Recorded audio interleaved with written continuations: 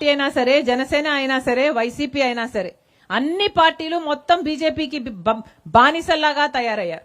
బీజేపీకి ఊడిగలు చేస్తున్నారు. పోనీ బీజేపీ మనకేమైనా మేలు చేసిందంటే ఒక్కటి మేలంటే ఒక్క మేలు చేయలేదు. ఎప్పుడో 12 సంవత్సరాల క్రితం మనకు ప్రత్యేక హోదా ఇవ్వాల్సింది బీజేపీ.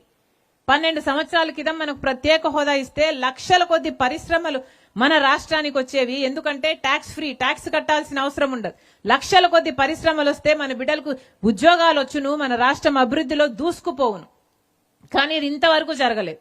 ఎందుకు మా రాష్ట్రానికి ప్రత్యేక హోదా ఇవ్వరు అని చంద్రబాబు గారు అడగడు, జగన్మోహన్ రెడ్డి గారు అడగరు, పవన్ కళ్యాణ్ గారు అడగరు. ఎవరు అడిగే దమ్ము లేదు బీజేపీని.